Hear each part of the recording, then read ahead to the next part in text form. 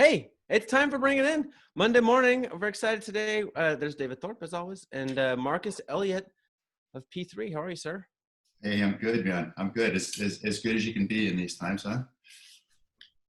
Yeah, it is. So I want to tell a quick story about why I just was worried that Marcus might not make it today. I have been to P3 maybe 3 times. I'm not sure. And every time we've gone running, Marcus is a wonderful athlete and really fun to make a work trip out of visiting Marcus because you just go running in these canyons above Santa Barbara. And at one point we went, he's like, oh, I know I'm going to run. And so we park his car and there's a big sign that says Rattlesnake Canyon, like beware of rattlesnakes. It's like, this is perfect. And we go running up there and then it gets dark and we're running up a canyon, very demanding run. And at some point he's like, we're trying to decide when to turn around. And then these crazy views of the ocean and everything. But it's dark. Oh, we don't have any light. Some runners carry little flashlights or whatever, but Marcus was like, oh, I got a light. But then it emerges that his light is his phone, which has like 14% battery. So this is hard to get back. And then, anyway, we're way up there. And then he says like, we should probably turn around because I'm the assistant coach of this basketball team that has a game tonight. And I don't know, it's maybe 7 p.m. when he says this. Let's say the game starts at 7:30. And we just like down, hop in his car, zip home, maybe to take a shower, I think. And he saunters in right on time. No problem. But I thought there was a chance you'd be in Rattlesnake Canyon at this hour, and I'm glad you're here. How'd the team do? Oh, they waxed him. Nice. And I'll tell you what else. Marcus's son, who at that time I think is maybe 14, never stops running. Never stopped moving. The guy later I was like, do you get tired? He's like, nah, not really. Get tired. Yeah, you'd appreciate that, David. He plays hard. He's not very skilled, but like my main conscious parenting teaching concept is that life is better when you try really hard. Yeah. So you do what you want, but you please try really hard at whatever that thing is. Yeah, that is a talent. Make no mistake about that. That is a talent. But I try to practice it. Sometimes I get it right, sometimes I get it wrong. But this thing that we do in sport, I try really hard at it.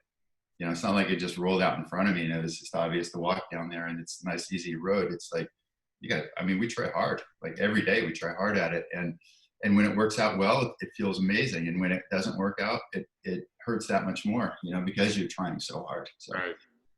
It's nice to have a life that has these peaks and valleys. And to look back on that as a body of work is that's a life well lived, I think. So I'm trying to give it to my son. We'll see. By the way, he's only 13 right now, Henry. So he was he was 11 or 12, but maybe he played like a 14-year-old. I don't know. He's also tall. He's tall. Yeah. Yeah. Long. Yeah. He's long and has not a muscle on his body, just bones. That's not true. Just bones. Just all bone. So maybe what the work that you do is a little bit difficult to explain, and so we queued up a little bit of video that maybe will help give some context to what P3 does. And all of these good things that athletes' bodies can do, all these competitive advantages, and all the bad things that can happen to their bodies, they all telegraph themselves. This is really about unlocking these secrets of human movement. So when an athlete shows up at P3, we ask them to run fast, to jump high, to cut hard. We're interested in how their systems work. Where does the force come from? How can we keep this athlete healthy? What things are he at risk for? We put a ton of resources, a ton of data scientists, a ton of engineering talent into understanding human movement in these sports. If we're smart, we can see those signals. How movement affects risk of injury, how it affects longevity, how it creates competitive advantages on different areas of the court or field. And we can use those signals, those insights, to create advantages for athletes.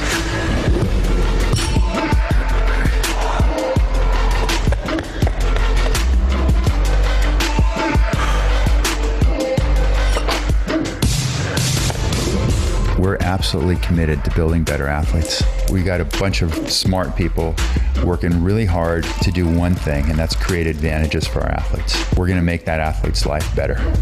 When they win, we win, and that's the end of the story.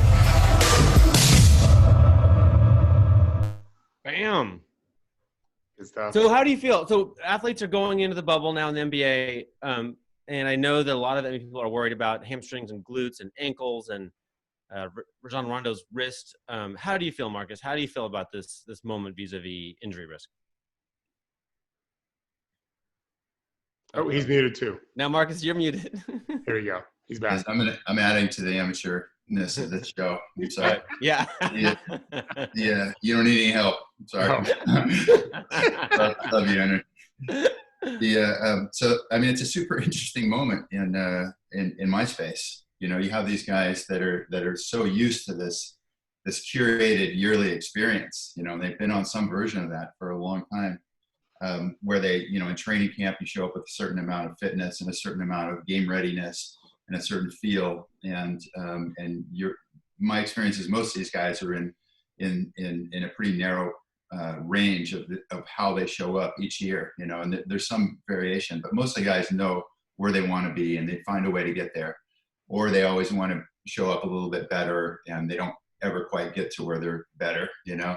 So everyone has a certain preparation, and training camp feels like this, and early season feels like this, and mid-season we're hitting our stride, and early second half, you know, things are starting to build a little bit, and then maybe take a breather if you can to get ready for playoffs. Like there's such a periodization to this thing, and now it's all bets off, right? Throw all that stuff out the window, and without question, things like musculoskeletal injuries, you know, hamstring injuries, Achilles injuries. Musculoskeletal injuries, their risk increases remarkably with even a short period of detraining. So in elite athletes, even if you take, we did a study in the NFL where we showed that if you take two weeks or more off with an unrelated injury, say you have a concussion, that there's a window where your risk of injury, of a musculoskeletal injury, an unrelated injury, is 3 to 4 times higher when you come back. And so these guys are going to be coming off of all different experience. Some of the guys, I can tell you, we've assessed quite a few NBA players in this last period, and some of them are in a great place, like an amazing place. Fitness really high, even touch really high, shot really good. And other guys, you know, just like all of us, these guys have gone through, you know, there's a lot of variation in how we've experienced this pandemic. And a lot of these guys, we've assessed a couple guys who just look like a disaster right now, biomechanically, completely different animals than what we're used to seeing. And they've been sitting around scared, just huddled in their house for the last few months. And those guys, it's going to be hard to get those guys game ready, and especially playoff ready, right? And you know, I'm sure you guys have talked about this a lot in-house, but playoff basketball is a whole different animal. To think that they'll be playing playoff basketball after a month or a little over a month of essentially a preseason, that's an interesting experiment. And so to me, when I think about this, the big piece of the equation are what is the increased risk from not having neuromuscular timing, from not having elite level conditioning for some of the guys, for not having overall musculoskeletal readiness to go play this game at a really, really high level. So that's going to increase risk in a lot of these athletes. And how much is that going to be offset by this variable, which these guys have chronic injuries and they have compensation patterns and they have things that were on them back in, you know, February that aren't on them now. And we've seen quite a few of those guys too. We have guys that say their body has never felt this good. And you know, those guys tend to be older players, not always, but they tend to be older players that are carrying more nicks, and so I don't know what the net is going to be. You know, I do worry about musculoskeletal injuries. I worry about it particularly for players who haven't done a lot of preparation. You know, that didn't handle these last few months as smoothly as some of the other players. I also in some ways, like I was thinking about this just yesterday. I was thinking about how I've heard people say that this will be an asterisk NBA championship. You know, that this is whoever wins this title, you know, it's got to be an asterisk, or maybe it's a half title or something. But I don't know. It's kind of, actually, I think of it as kind of a special title, because I have a lot of confidence that the teams that are going to persevere here are the teams that in these last few months were able, that they had players who were personally driven enough to do the work, that they're showing up this week or next week ready to go. You know, that they have systems that are ready to go play. The teams that have players that weren't that self-driven are gonna suffer. And so it's a different championship for sure. You know, it's a different competition, but I don't know. In my way of seeing the world, I think it's a little bit special. because these guys are used to having everything so choreographed in their lives. You know, they're used to having someone that's telling them to show up. You know, you're showing up and you're working out at 8 o'clock tomorrow. That's how it's going to be, you know, and you're accountable for it. And there was none of that. They didn't have anybody they were accountable to for these last couple months, 2 or 3 months. And so the guys who were accountable to themselves or to some higher purpose, they're going to fare much better. That's like the Ironman or the Olympic marathon or something, right? Where you find out who's been working off alone, right? You find out who was self-motivated in this way. Yeah, that's a cool way to see it. And that makes it kind of special. You know, I think it makes it kind of special. Yeah, we've talked about Damian Lillard is making logo threes, so basically almost half-court threes, as if they're regular threes. Of course, they count the same 3 points, but we're interested to see who has changed. I know of one player who lost 30 pounds during the pandemic. I think he gained some weight initially. 30 pounds? Yeah, he lost 30 pounds. Like 10 pounds a month, basically? Whoa. Yeah, well, he got heavy and just got back to being where he should have been. And I think he went down below that. And we'll see what skills, maybe some things that guys have added. But Henry and I have talked too, Marcus, about what you just alluded to, is who has taken best advantage as an entire process of this time off, physically, mentally, emotionally, in terms of connective tissue between the teams, who's building that trust and stuff that we've written about, how those franchises have taken advantage of this change in scenery, so to speak. Because as you said, players are so married to their routines. Mm-hmm. It is their lifeblood, and that routine has been blown up for a while. And even now it's weird. Like they don't really have, it's such a change. They have no family. Their team is their family, and they're having to create new routines. It'll be interesting to see how they process that. Yeah, I like that, David. The idea that there are also teams that are they're going to get a return on their ability to keep their family together through this time. You know, to create space for all these guys to be individuals within this family or tribe, if we can still use that word now. I usually think about it as more of a musculoskeletal physical experiment, right? But the emotional part is going to be big here too. You know, there's a lot of guys going into this thing that don't think they should be going in. You know that, right? Right.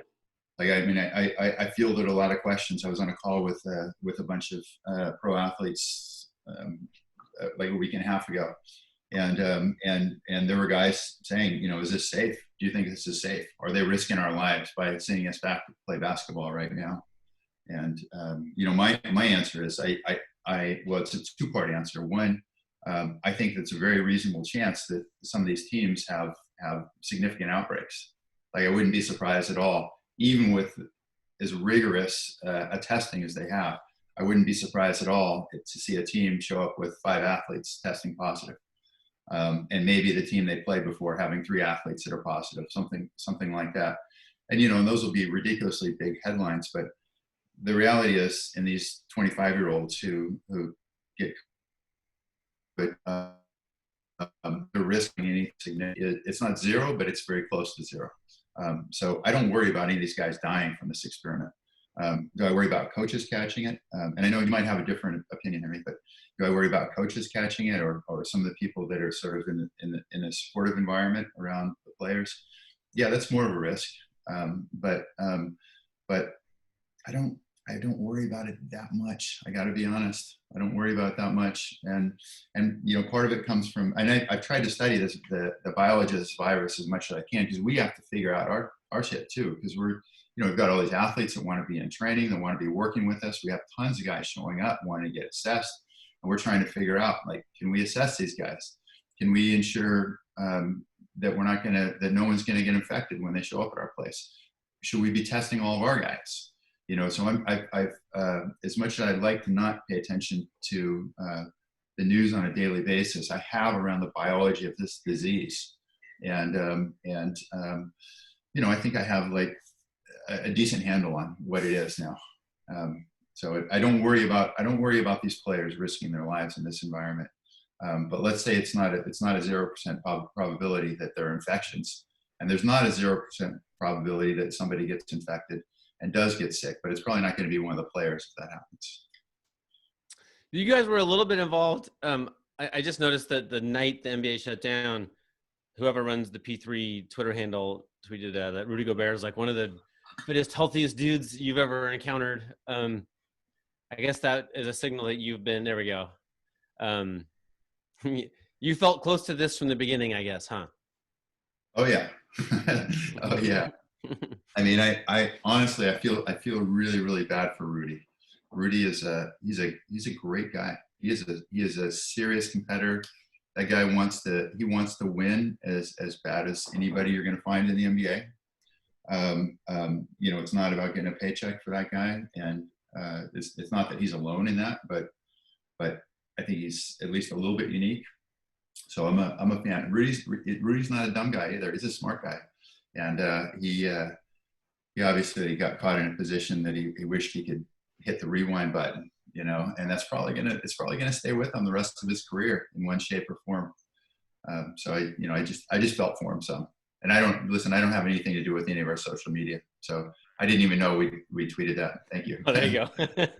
but I know the sentiment, we felt bad for him. And I know some of our guys reached out to him and hopefully through his play and just the character that he is, he's able to override the perception of him that was generated from the virus.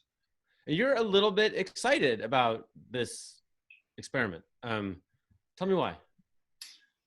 Well, I mean, even in the early days when people were saying there's not going to be an NBA season, I said, you know what? The NBA is creative.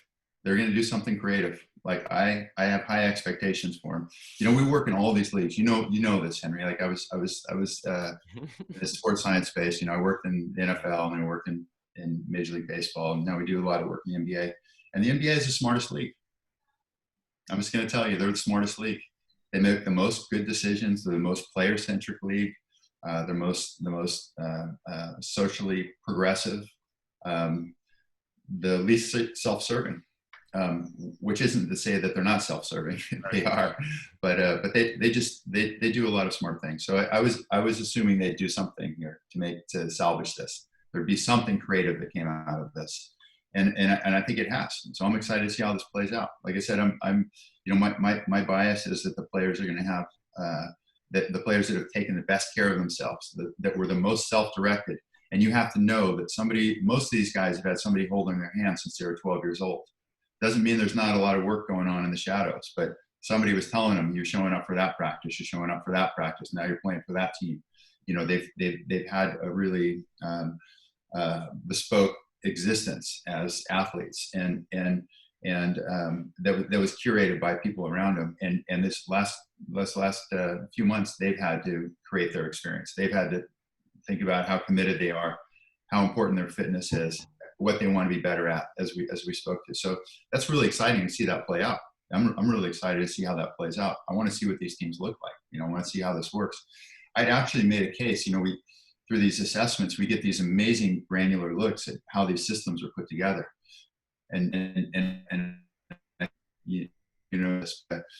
it's really predictive of future outcomes. We can assess a player and get a really strong sense of how his system is going to compete against other players in the NBA, even before they've played in the NBA.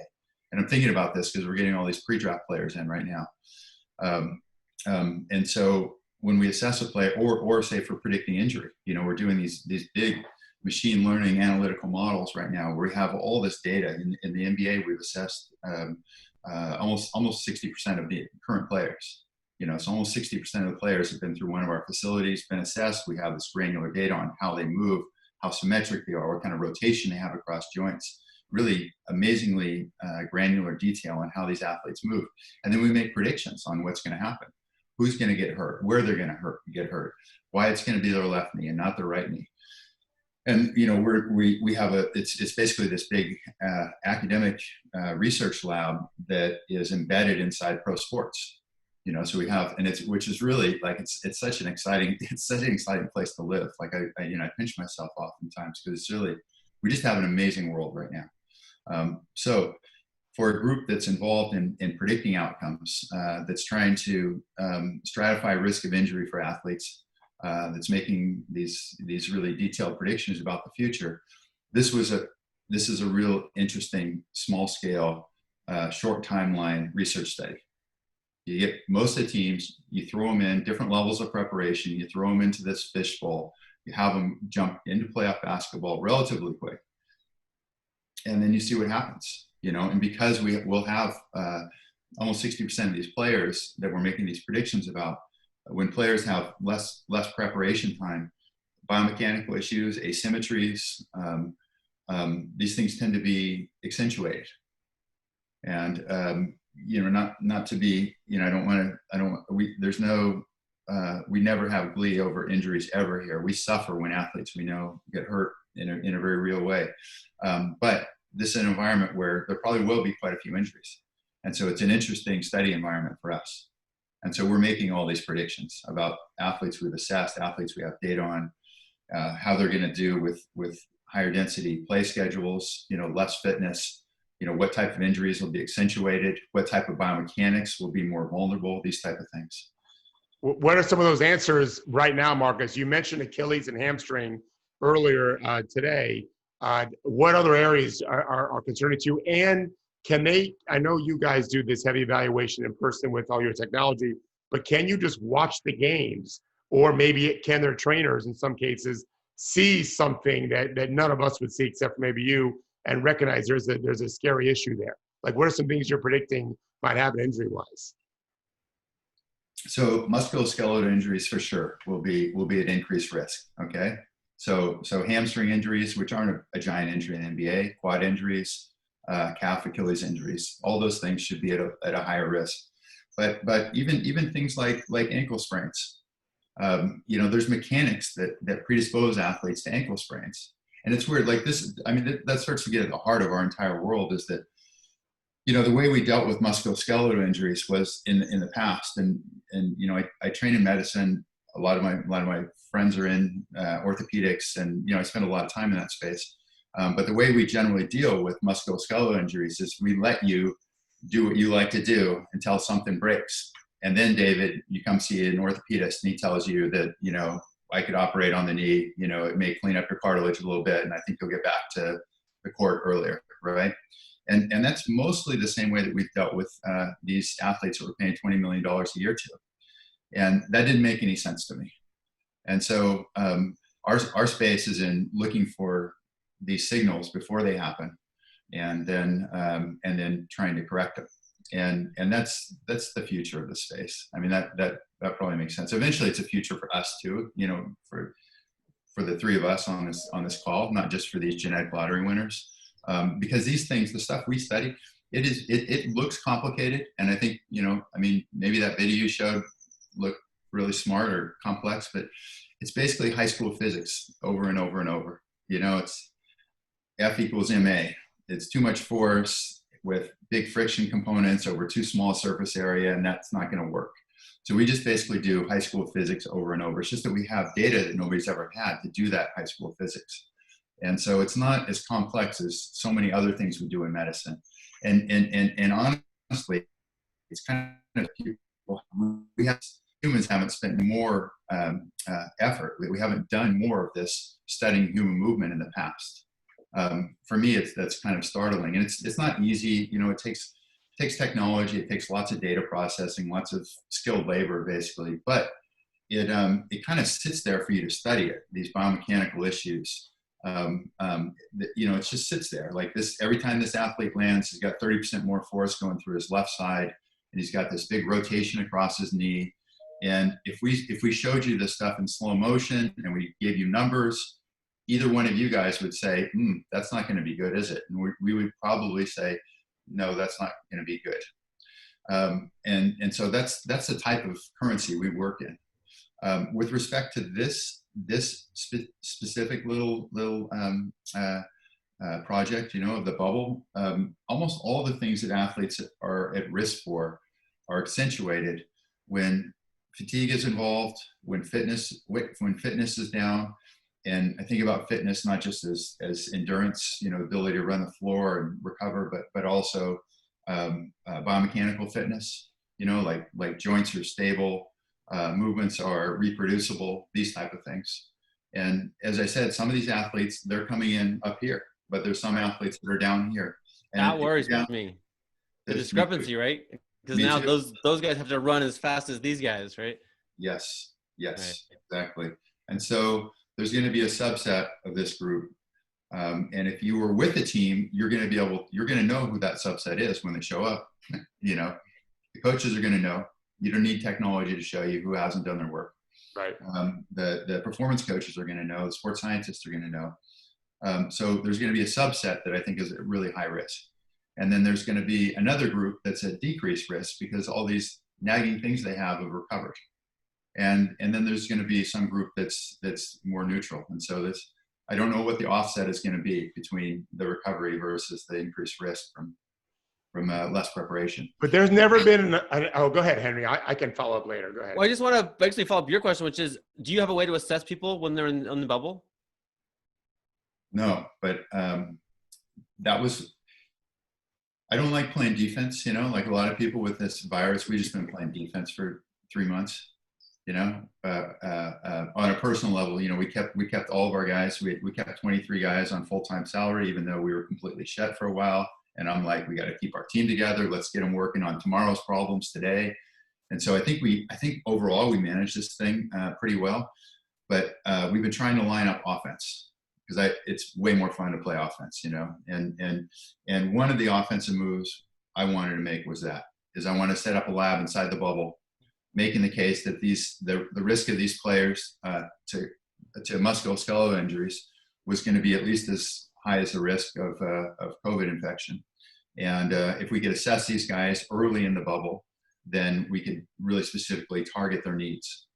Because one player is going to have really poor left hip stability, and he's going to be at risk for left knee injury, and we're going to target that. Another guy, every time they land, they're landing with these really awkward mechanics with big rotational force across the feet. And so each of these guys, and that's really our world, is identifying the specific needs of each of these athletes. So you don't just have to throw a whole lot at all of them. And that would have been amazing, right? That would have been we could have done a lot of good with that. It's also an environment where you get to assess most of the league in a pretty short period of time. You don't get those environments ever. And then, as we said, you've got this couple-month research study that gets played out. You stratify risk for all these players and make predictions, and then together we get to see how accurate those predictions are. That would be a great environment for us. I think it got a little. It just got a little bit. The NBA has a lot of balls in the air. So putting more people into the bubble, having this thing that they're recommending that all their teams go do, that's sort of outside of each team's agenda, and so on. I think it just got a little complicated for them. So we didn't execute on that one. It's too bad because to finish the thought, in the history of the NBA, there's never been more players with more free time ever. Yeah. They are limited to how much they can even be in the gym to shoot, which sometimes these guys spend hours just shooting. They have no family to go back to. There's so few places they can go, even once they're cleared from leaving their hotel and or the practice facility, which I think July 22nd. There is so much time. So absent you guys being there, let's say you had, you knew all these players, or you were asked, what can they do? It's a matter of time. Just continue to make sure they give themselves the best chance possible to excel in this environment not get hurt. Besides just stretching. Yeah, in my model, what would happen is that the performance staff around these players, and these performance staffs, you know this well, David, but these performance staffs used to be 2 people, and now they're 15 people. On the teams, yeah. Yeah, on each team, and maybe it's 6 people on each team. But at any rate, there used to be only a couple of people taking care of these athletes, and now there's a big group, right? And I would say, we at least partly influenced that by bringing the sports science piece into the equation. In my world, what would happen is that these 8 guys or these 12 guys that are tasked with optimizing these players really know each of these players. And so they know that player that needs to work on his ground foot interactions. And you've got all this downtime. You got a captive audience. This is an amazing chance to do some work. Yep. It's an amazing chance to do some work because of their as you said, their limited on-court time. You could do amazing stuff on the athlete development side, on the injury risk reduction side. It's such a unique opportunity. So that would be the answer. You were big. I was so moved by how you talked about return to play, and what when a good healthy return to play. If we're going to have a lot of injuries in the bubble, it seems like having you or people who think like you there would be very helpful in figuring out when they can get back on the court. Yeah, I mean, our return to play for these guys, again, in this league, you know, we work with a lot of athletes, but we put a lot of focus on basketball in the last decade. And so if there's an athlete that is one of our athletes, and if we have 58% of the current NBA, if there's an injury, there's a better than 50% chance that we have data on that athlete. Immediately, we try to make that data work for the athlete. You know, if we've assessed the guy and we know exactly how they land, how they cut, how they slide, in amazing detail, we understand how these athletes move. We have a fingerprint of their physical system. When they come back from injury, we know exactly how their bodies have changed. Yeah, wow. You might not know this, Marcus. This is from your company's social media. What athlete is this? Do we say? No, we don't say, huh? It doesn't say. Yeah, so I can tell you, we've done, like, when Zach LaVine tore his ACL. Okay, Yeah. you know, a couple of years ago, Zach LaVine had an ACL injury, and about the time we really engaged with the NBA, we had Adidas was in visiting. All their basketball people were at our facility, and Derrick Rose was just getting ready to come back from his ACL injury. The head of basketball at Adidas said that Derrick Rose was jumping 3 inches higher than he did before his ACL injury. And I said, he's going to jump plenty high enough. You know, jumping high is not going to be his problem. You know, he's the most athletic perimeter player in the NBA at that time. He's coming off an MVP, right? The question is whether or not he moves in the same ways that he moved when he was a best-in-class 23-year-old in the NBA. Or does he have big compensation patterns because he had this giant ACL injury? Is he doing things that are putting load on other parts of his body, that are putting other parts at risk, and sometimes career-limiting or career-ending risk? That was the question. And literally within a week and a half, he tore the meniscus in his opposite knee on a routine play. And this Zach LaVine reminded me of that. Like, I had such a deja vu. And, you know, when that happened, we hadn't assessed Derrick Rose at that point. We assessed him afterwards. You know, we've seen him a number of times. He's a wonderful human being. But when Zach LaVine got hurt, it felt the same. He's getting ready to come back. We'd assessed Zach since he was a teenager. He's getting ready, and he was at risk for a left ACL injury since the first time we saw him. You know, he did some things mechanically that put him at risk, so it wasn't a surprise when he had that injury. And he's getting ready to come back, and he's playing for the same team. You know, he's roughly the same age, and he's a super athletic young talent. And then we saw the team was saying he's jumping 2 inches higher than he did. You know, they posted he's jumping 2 inches higher than he did before he hurt his ACL as he's getting ready to come back. And it was such a deja vu moment. You know, it's separated in time by maybe 7 years or so. But I'm like, okay, we have, you know, these giant staffs now in the NBA, but maybe things haven't changed that much. You know, maybe it's still jump high. And so then we reached out and we got Derrick Rose out, and you know, Chip Schaefer out there with the Bulls, who's been around for a long time. To his credit, he fully embraced this and sent Zach out, and we reassessed Zach. And instead of the Bulls bringing him back as they planned, they kept him out for another 5, almost 6 weeks, because when we reassessed him, his risk of injury was way higher than it was before he got hurt, and he'd already proved that he was at risk before.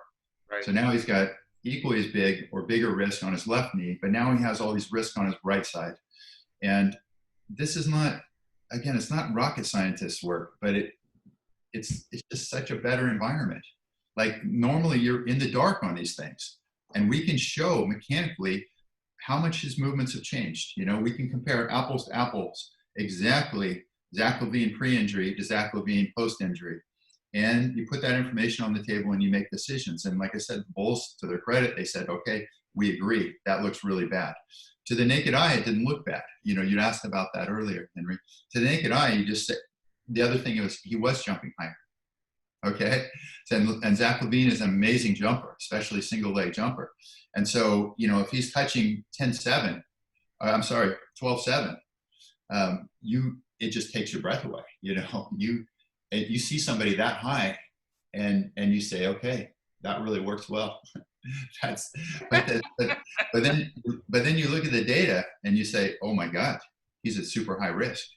You know, so as humans, when you see something, you see somebody jump that high, you know, many feet higher than we jump, you're just mesmerized. It's like poetry. And like I said, it takes your breath away. And your tendency, whether you're an athletic trainer or you're an orthopedist or sports scientist, your tendency is to say, wow, this system's really working great. But when you have this data to overcome this emotional response of he's jumping really high, he must be really good, and the data says he's at super high risk, that's information on the table. And there's no way. You said it to me once that it's like tires, if you have a bad tire on your car and rev the engine really fast or take it on the freeway, you're more likely to expose the problem with the tire, right? So Zach LaVine jumping higher is just more stress on the ligaments and the tendons and the muscles that are keeping his leg in the right place.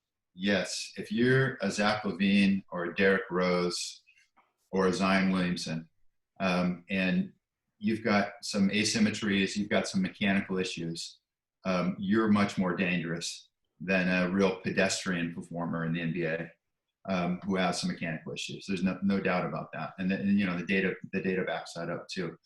So those guys, the Ferraris, can't afford to have loose tires. You know, they have to be like this. And so the Bulls keep him out for another 5 or 6 weeks. They send him back out to us. We reassess him, and he looks great.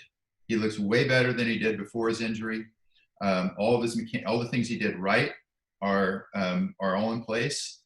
All the symmetries and so on, and the things he did wrong on the left side look way better than they did before the injury. And like, that's a system that's ready to go. That's Perfect. A system ready to go. And easily, I bet on that. You know, I would tell you, and I did bet on it. We almost did a story with the Wall Street Journal. They wanted to do a story on this as he was coming back, because I'm like, look, you know, we have amazingly detailed data showing that he's at way less risk for injury than he was before he got hurt. That's where you want to be after you missed a year of playing time, basically right. just to rehab and recover. And normally that stuff, it just isn't on the table. Teams don't have that data. So having this baseline data and all its granularity on these guys' movements is incredible for putting them back together. And I'll go on the record with you gentlemen as saying, I have a lot of confidence that every team is going to do this in the future. There is too much value. And every time we do it, we say, how does every team not do this right now? It takes a lot of resources. You need big data sets for it to really shine. And that's hard for a team to do, but the value is just too high to not do it. You have to do this. There's no cost to the NBA like having the superstars out injured. Like, that is just hundreds of millions of dollars cost. So it seems like obvious that you'd want to mitigate that.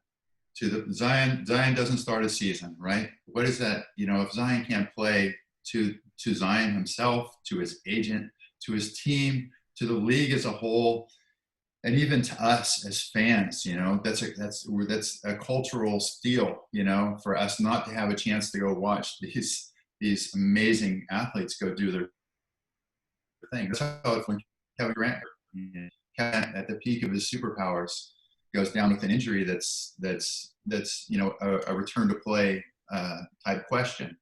And when I see that, I can't help but, well, it hurts. You know, it hurts. I hurt for Kevin.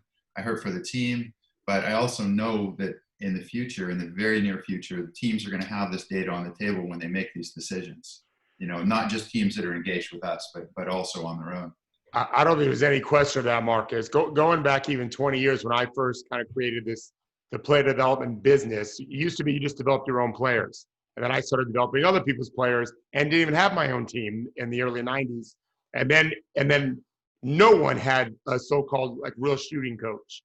And I unimaginably predicted each team would have one. Now they have teams of player development coaches. And then we now saw the analytics movement. And Henry really helped introduce me to the number of people. And we went to MIT conference and you started seeing teams of data analysts for each team. And then I said, and Henry and I talked about this, the next wave is exactly what you're talking about. And it won't just be a Marcus Elliott. It'll be teams of Marcus Elliott's on every team, understanding this is it Markai? Is Markai the plural? Mark-I Elliott, yes. Mark-I Elliott. But one thing I want to ask you, Marcus, though, because I don't have your intelligence and education in what you do, but I do completely respect and always have the physics of the game. I teach that all the time. It really, I don't say high school physics, but I do talk about the physics of the game, or stuff all coaches have to understand. And I use physics lessons all the time in my teachings. So I don't focus on the high flyers. I've coached a lot of great players. I always focus on the landings. Am I missing that a lot? How you land on everything, not just your dunks, on every layup, every shot, every contest, we focus on the landings. You're so spot on.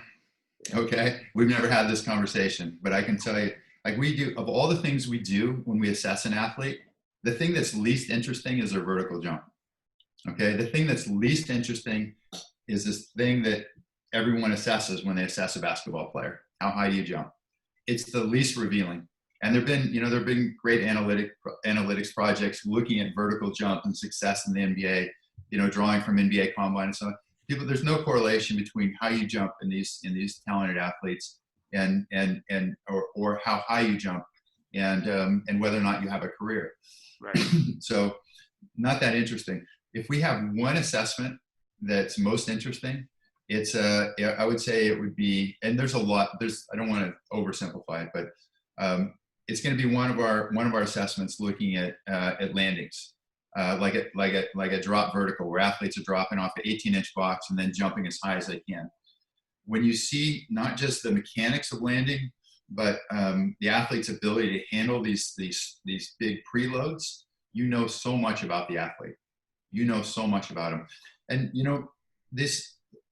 when a whole lot of our world is people put us in the injury prevention side or sports science for injury prevention side a lot, because injuries are so binary, there's such an impact, and they're easy to study. But these secondary performance metrics are just as compelling. Predicting athletes that have systems that are going to succeed in the NBA is a really compelling business to be in. And if we have one movement, as you said, that we want to single out, that gives us a strong indication of how the athlete can manage loads, what the risk is to the athlete from repetitive loads, not just landing from jumps, but cutting and stuff. It would be looking at landings from a vertical jump. When athletes land with their toes down, with ankles that are really kind of floppy, there's all these predictable downstream mechanics that put them at big risk for lots of different injuries. In fact, we just finished a project looking at knee injuries in NBA players. Okay, so we took a data set of a little over 500 NBA players looking at knee injuries, and consistently, one of the strongest predictors of acute knee injuries, of ACLs, MCLs, meniscus tears, was rotation across the foot in landings. Rotation across the foot. And athletes that tend to land toes down with an ankle that's not loaded, that isn't dynamic, that isn't ready to react, but is kind of passive, tend to rotational force roll really aggressively to the inside, we call it inverting or everting. Sorry. So they tend to land really aggressively and roll, and that tends to be translated into their tibias. They tend to rotate externally when they do that. And they tend to slam their heels into the ground, instead of, which means a lot of force through ligaments and bones, through joints. And so I'm just saying, like you're spot on that landings are super important in NBA athletes, and people don't think to teach these athletes how to jump, how to land, because they jump better than all of us. Zach LaVine, like I said, if he's touching 12.6 or 12.8, like you don't want to touch that, right? Yeah. Are you going to go out and demonstrate how to jump? Not like that, Zach. Watch this. But the thing is, nobody has taught these guys how to jump or how to land. Like they need coaching, and they're usually really receptive to it. I'll tell you, that's where they live. They don't want to be hurt. They don't want to get hurt. They know how painful it is, and you miss games or practices. That's 100%. What they love to do. 100%. And it so happens in that sport, there is a lot of landing from jumps, right? So it's something that happens over and over and over. So if you have an athlete that has bad landing patterns, it puts them at risk for ankle injuries, for knee injuries, for any kind of inflammatory trauma to lower extremity. So you don't want passive landings. They're super, super important.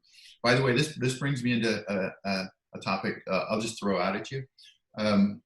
When we started this, we were approached by a handful of technology companies that wanted to partner with us, and we have a partnership with Microsoft right now, and I think they've kind of overplayed what we're doing together, but we'll see where it goes. Like, I'm excited about it. But all our data lives on the cloud, and our algorithms more and more can run on the cloud, so we can assess the German national team in soccer outside of Dortmund, and we can compare them to every pro soccer player we've ever assessed. So it's an exciting time in our space.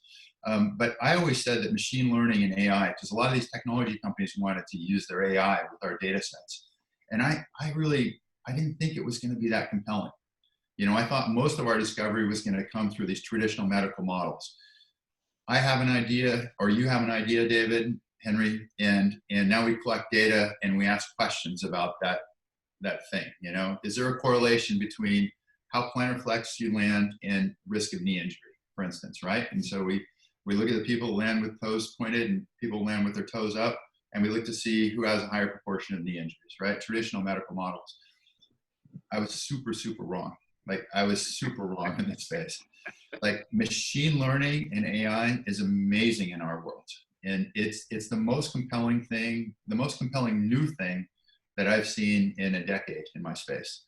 Of course, you need great data sets to bring it to life, but the way the body works is so perfect for using machine learning, because machine learning can show how all these different mechanical properties, like we said, how plantar flexed are your feet when you land? How are your feet pointed down or your toes pulled up? That is related to what happens at your tibia, which is related to what happens across your knee, which is related to what happens across your femur, which is related to how you load through your hips and back.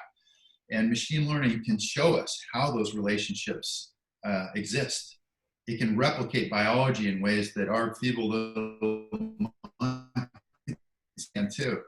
We're really good at seeing how one thing is related to another thing, but we're really bad at seeing how this one variable is related to 38 other variables.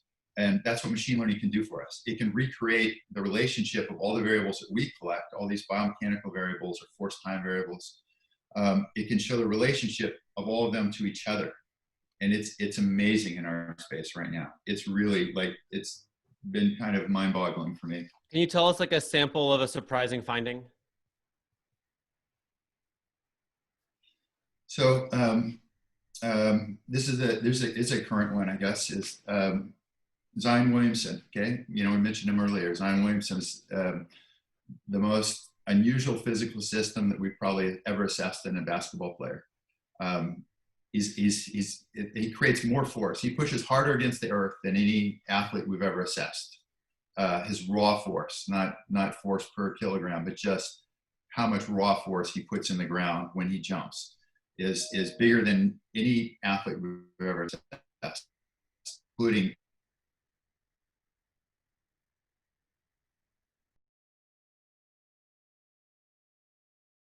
uh, 17. He's still in high school. Okay, that is a 5-time genetic lottery winner competing against a bunch of genetic lottery winners. This is a once in a lifetime kind of physical system. Okay, or at least once in a generation, let's say. Yeah. And Zion can't go out and play because he's having meniscus surgery in his first season. Okay, it's a huge hit to everybody, like we said, and everyone's saying he's too big. He can't be that big and jump that high. He can't be that big and create that much force. And when we look at single variable, I try not to let this get too out there, but when we look at single variable analyses, we've assessed Zion a number of times. So we have all this baseline data on Zion. He's a wonderful human being too. I don't know if you've seen, but he's, surprising for what he's been through to be so humble and down to earth. He's pretty unique. So when we assess Zion, we not only see these freakish things he does, but we also see some things that lead to biomechanical risk. Big question is, at 283 pounds, is that an independent variable that's creating risk for him? The fact that he is so damn big, jumping that high. And so we can go into our data sets and ask questions. You know, normally everyone is hypothesizing, yeah, you know, all the old players, they all got their opinions and stuff, right? But we can actually ask real questions of real data.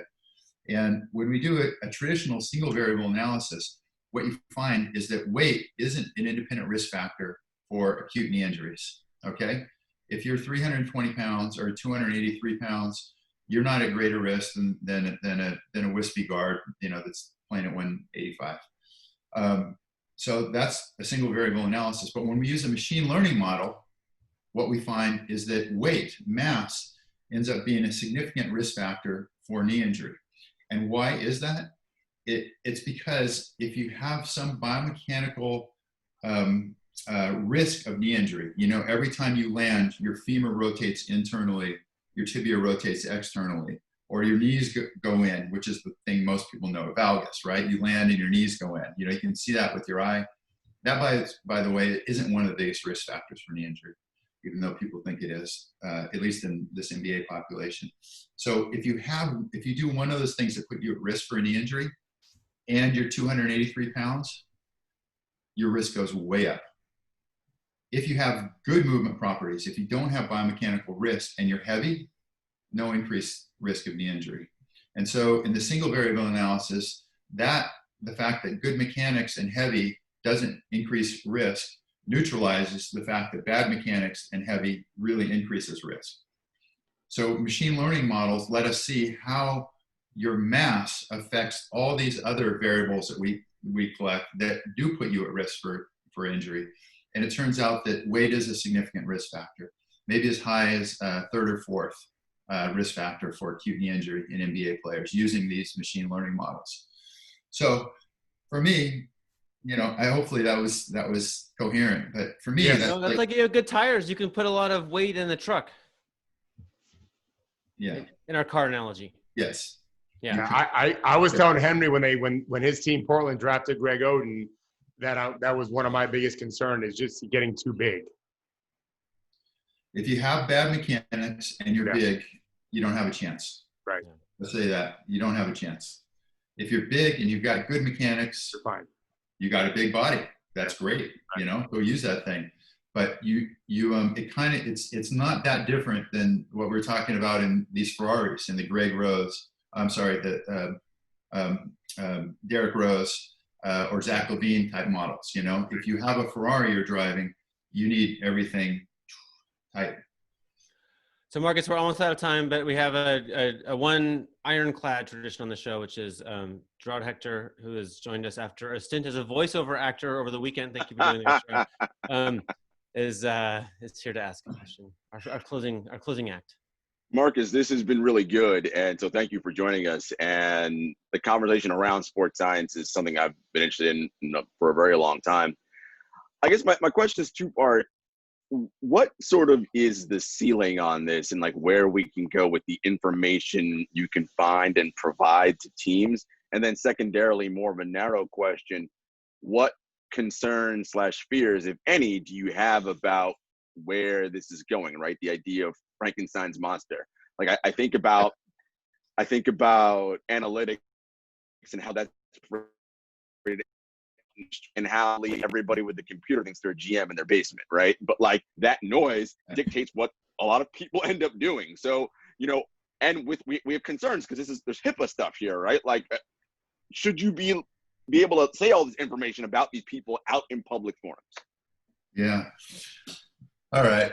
So from the guy who's sitting back and has time to formulate his questions, those are great questions, man. Those are great questions. So the first one is on, you know, what's the ceiling on this stuff? Look, you know, we don't understand all the things that put an athlete at risk. We don't understand all the things that and we can't measure all the things that separate athletes on the court. But we can measure a lot of them. And up until recently, we just didn't do it. And so if you can get really tangible data about risk of injury for an athlete, or about where they're giving up performance advantages, you can make that athlete's life better, right? Overall, and this is to your first question, I feel like if this is a 10-step process, despite the fact that we have big staffs in the NBA now, and there's groups like ours that are basically these clinical research groups just devoted to the space, we're still at like step 2 of a 10-step process. Okay, most of the stuff that's being done isn't making lives better right now. Mostly people are collecting some data, and there's some technology sitting over there, and still kind of at a checkbox level. Part of it is that the guys who hire these positions, they don't know how to be accountable for this stuff. Right. GMs don't know about this stuff. They know that, yeah, we have force plates, we do it, check. And so they, the staffs aren't really being accountable for executing at this stage. More and more, we find the assistant GMs are taking this thing on. That kind of happened in the analytics space too. Assistant GMs, like the GM wants to hire a guy that can own this space as an assistant GM because he doesn't know it, right? And so our assistant GM is going to manage the performance sports science space. So those guys visit all the time. We have tons of assistant GMs coming in. It used to be mostly GMs, and now it's a whole lot of assistant GMs. So the first question, I feel like we're maybe stage 2 or 2+ of a 10-step process. That we're putting in people in place and a structure so that it can make lives a lot better, but it's just at really early stages.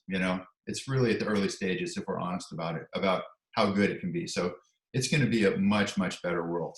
It's going to be a much better world, as long as that information is used appropriately.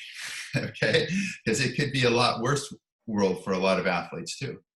For every opportunity to improve an athlete's life, there's also the opportunity to see that this guy is at high risk, that he hasn't recovered from, his system isn't back to where it was before his injury, and it makes no sense to extend him, and so on. And so, we're in such an interesting place. So that question is like, we could do a whole show on this question. Nobody's used to being accountable for this type of data. If we assess you, and we say that you're at the 88th percentile for left knee injury risk in our data set of NBA players, is that information more like a bench press max, like we collect at the NBA Combine, or is it more like an MRI? Is that hip information, as you mentioned, or is this just performance information? And nobody quite knows where our data should live. At the NBA Combine, we assess every player in a partnership with the league now, and the league, to their credit, and this was through, we had a lot of discussions around, I think the league has done an amazing job with our relationship, and making it a plus for the players. We assess players before they get drafted. And instead of taking that information, we're right next to the bench press, the 185-pound bench press max, so we see those guys over there doing this, and some of the best players and coming through the draft not being able to do a rep, right? And you're like, okay, yeah, do we really want to keep doing that, boys? So, and then we're next door, and we have all this technology set up, and we're collecting this incredibly granular data on these physical systems. And our data, instead of going to the teams like the 185-pound bench press, goes directly to the players.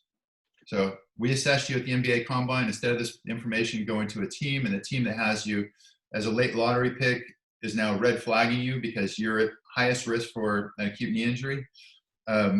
Instead of that information going to the team and potentially being used against players, we generate a report and we give it to the player before they report with the team, and they do whatever with that. They can share it with their team. They can share it with their college guy they trust. They can share it with, this is their data. And that's an amazing application. I have to tip my hat to the NBA. They pay for us to go out and do this thing. They've invested in this thing, and they give it to the player. Because for the league, if players stay healthy, that's good for them. It's one place where everybody wins. And in our world, you get this, Jared, but at our world, everybody's playing zero-sum games. Yep. Everybody we partner with, everybody we work with, everybody we're around, they're all playing zero-sum games. Teams are against teams, agents are against teams, agents are against agents, league sometimes against players. It's like all over. There's battles, and we're just trying to figure shit out. We're just trying to be Switzerland and figure shit out to make the world better. And it's not always easy. No. It's not always easy. I want to get the T-shirt that's like the P3 logo and says, "We're just trying to be Switzerland and figure shit out." We're out of time. Obviously, we could talk about this for another several hours. Marcus, thank you so much for making the time. I know you're busy. Thanks so much, Henry. For a media group that is so committed to the truth that you have it in their name, that's where I want to be. That's where I want to be. I want to be on that show. Turns out we're a bunch of dorks, so you fit right in. David, Gerard, thank you, everybody. Right in.